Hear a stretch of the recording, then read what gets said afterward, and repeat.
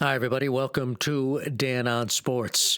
And we are putting this episode together the day after the New York Yankees lose to the Los Angeles Dodgers in Game 5 of the 2024 World Series, as the Dodgers go on to win the World's Championship. So let's start there.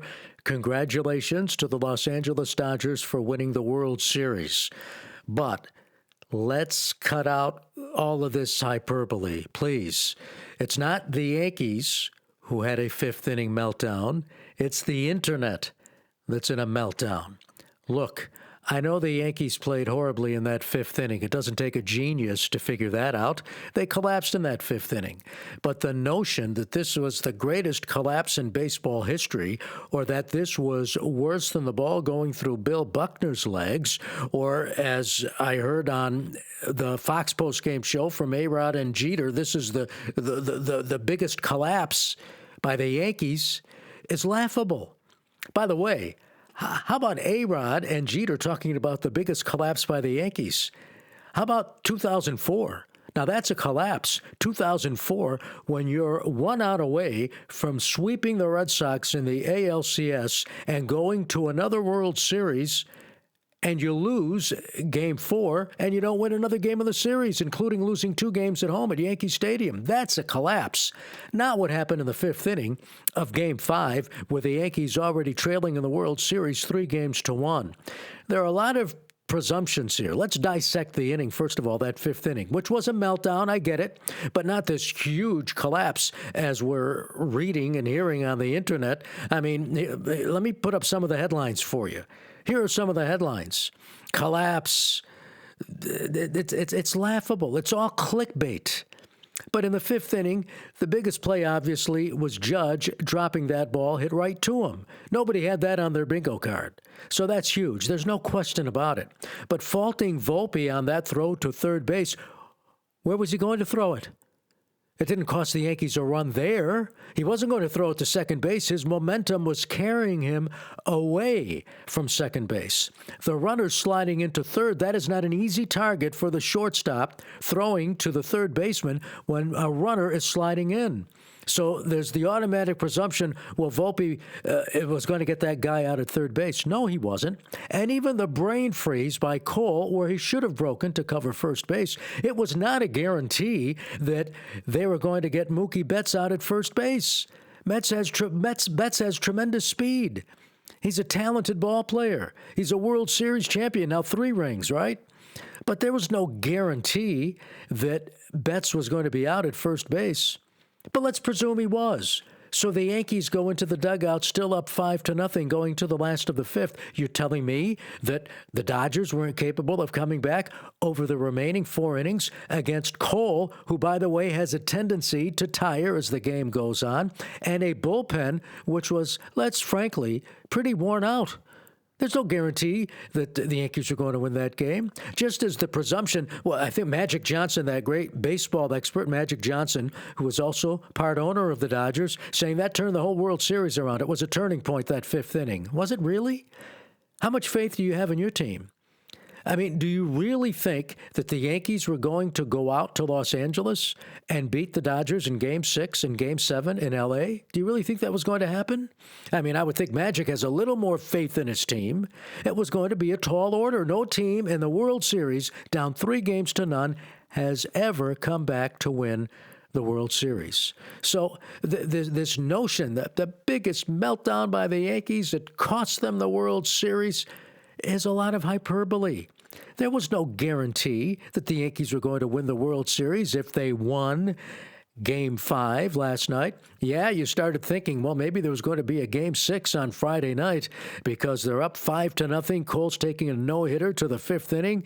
There's going to be a Game 6. They're going to get on that plane, go out to Los Angeles, and all the pressure is going to be on the Dodgers. I'll tell you, you don't understand baseball players if you think suddenly the Dodgers are going to wilt in a corner. Yes, there's such a thing as momentum, but in baseball particularly, in a sport which has the biggest variable of any sport, a starting pitcher, and pitching in general, you're only as good as your next day's pitcher or next day's pitchers. So this notion, momentum. Look, I've been around professional baseball players broadcasting minor league games for decades. And a professional baseball player, whether you're talking about the minor leagues or the major leagues, has a certain mindset. And you can't tell me, even if the Dodgers lost that game, that they weren't going to get on that plane and go out to Los Angeles and not have the confidence to think that they could go out and beat the Yankees in Game 6. It doesn't work that way. These are athletes who have tremendous talent, not only from a physical standpoint, but a mental standpoint. Many of these athletes are very talented at putting that game behind them and going to the next game. Just as much as this game hurts for Yankees fans and even for the Yankees players, and I'll get to that in just a moment, they'll put this behind them.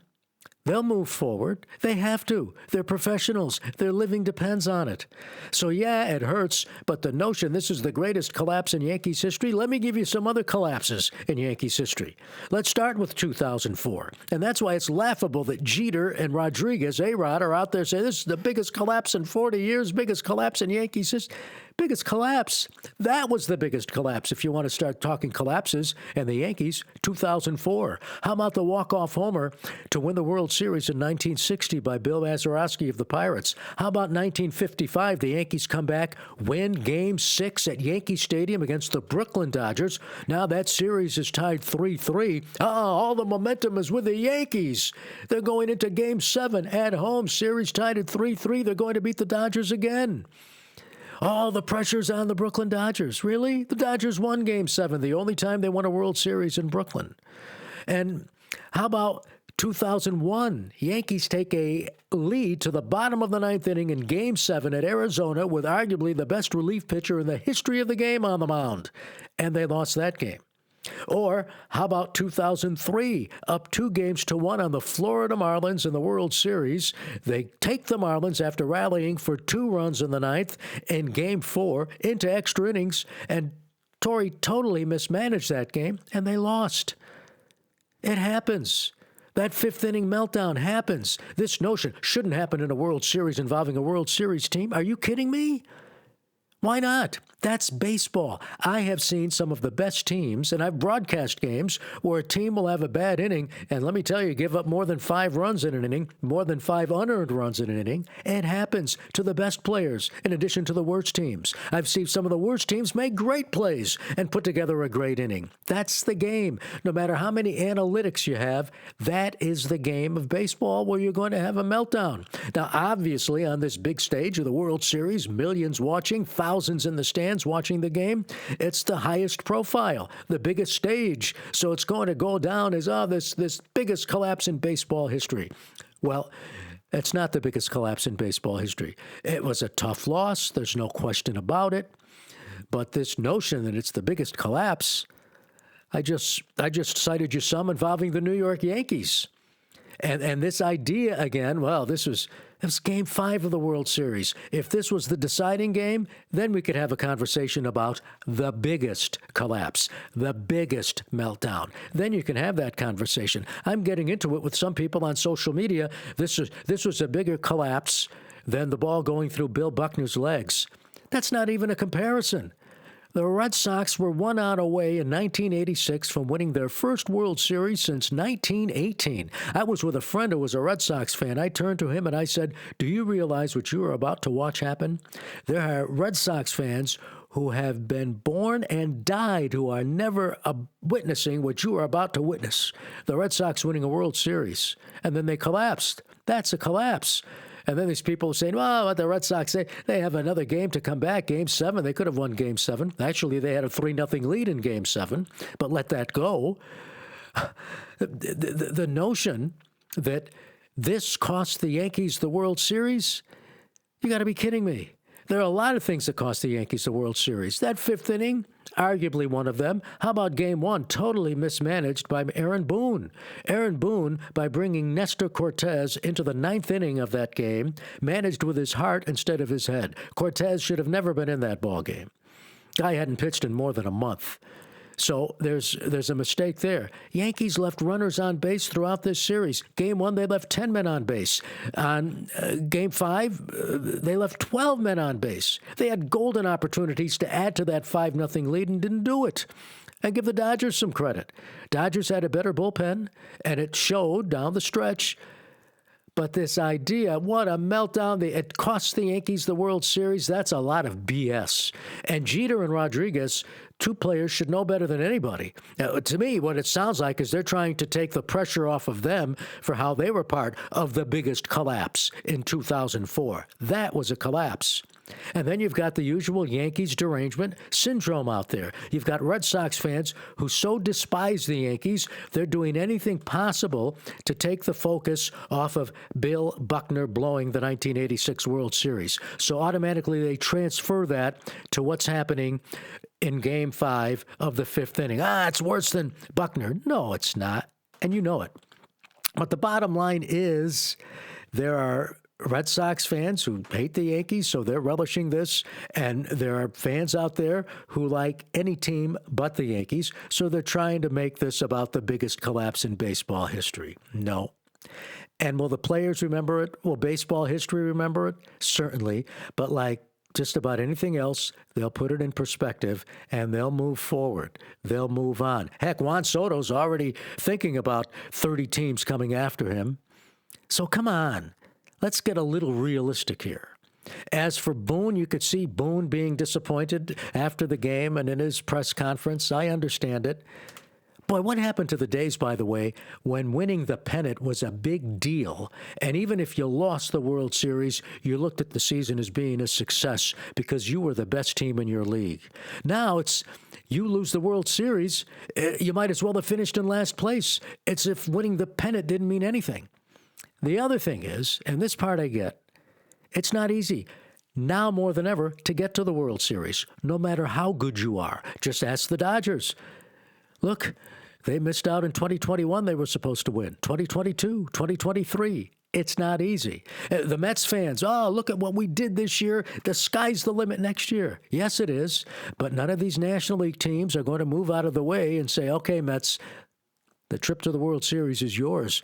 You don't think the Phillies are going to get better? You don't think the Braves are going to get better? You don't think the Cubs are going to get better? You got the Dodgers in your way? San Diego? A couple of years ago, I did an episode on the Orioles last season after they won the American League East, made this great turnaround from last to first, the great Orioles, and the sky's the limit.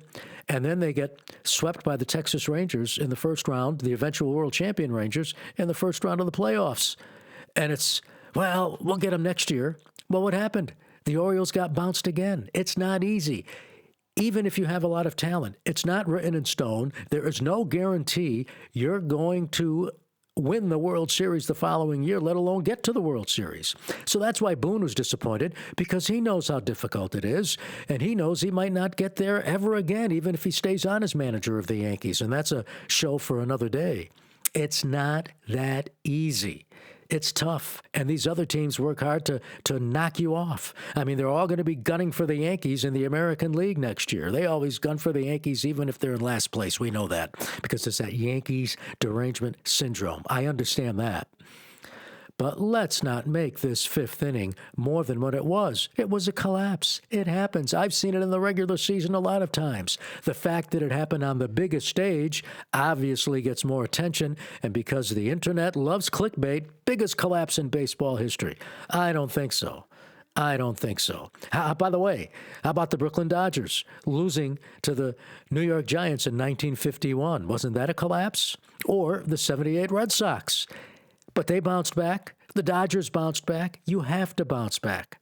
So let's have a reality check here. Let's come to the realization, yes, the Yankees blew a 5-0 lead in the fifth game of the World Series, 5 unearned runs scoring. But they did come back and take a 6-5 lead.